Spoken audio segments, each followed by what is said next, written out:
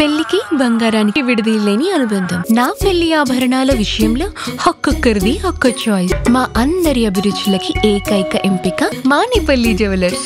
ఇంకోసారి re release trend నడుస్తుంది. ఉన్న అన్ని సినారియోల్లో థియేటర్స్కి జనాలు బాగానే వస్తున్నారు, ఓటీటీలో కూడా బాగానే చూస్తున్నారు. చిన్న సినిమాలు రావాల్సిన అవసరం ఉందా, పెద్ద స్టార్ హీరో సినిమా మంచి సినిమా రావాల్సిన అవసరం ఉంది.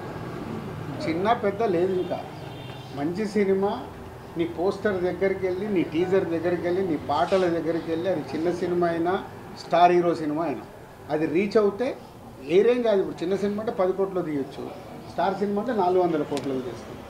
నంబర్సే డిఫరెన్స్ కదా. అల్టిమేట్ కాంటెంట్ ప్రేక్షకుడికి రీచ్ అవుతే పోస్టర్ దగ్గర నుంచి టీజరు, సాంగ్, ట్రైలర్ అన్నీ వాళ్ళకి ఎగ్జైట్మెంట్ అవుతే చిన్న సినిమాలు కూడా ఫుల్ చేస్తున్నారు కదా.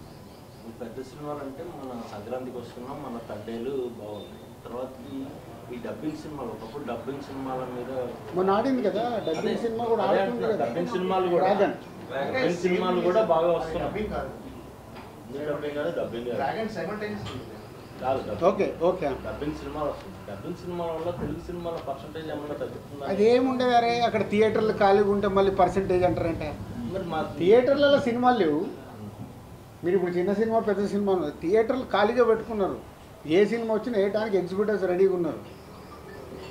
సినిమా రిలీజ్ చేయడము, థియేటర్లు ఇవ్వడం కాదు, ప్రేక్షకుల్ని థియేటర్కి తీసుకురావడం ఎలా, అది ఇంపార్టెంట్. ఇందాక నువ్వు అడిగిన క్వశ్చన్లో ఉంది. 2020 సంక్రాంతి తర్వాత మీ ఆలోచన ధోరణిలో ఏమైనా మార్పు వచ్చిందా? ఎలాంటి సినిమాలు తీయాలనుకుని మీరు ఏమైనా పొందాలని మార్చుకుంటున్నారా?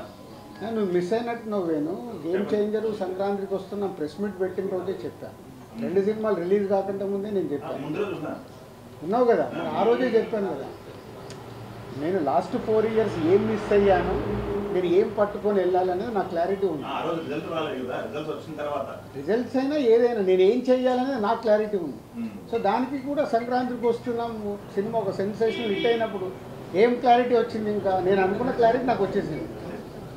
హౌ విల్ మేక్ ఫిలిమ్స్, ప్రేక్షకుల్ని థియేటర్కి ఎలా తీసు. ఈ రోజు కూడా ఈ ఎనర్జీ నాకు అదే. సీతమ్మ వాకిట్లో రిలీజ్ చేస్తే ఇలా ఫుల్స్ ఉందంటే ఓకే. నిన్న అనిల్ రావిపూడి ఫోన్ చేసి చెప్పాడు, మీ టైం బాగుంది అంటే దీనిలో కూడా డబ్బులు వస్తాయి. డబ్బులు కాదు, అది కిక్. అంటే పని చేయడానికి మాకు కిక్ కావాలి. కిక్ ఎక్కడికి వెళ్ళి వస్తాయి. బాగుంది.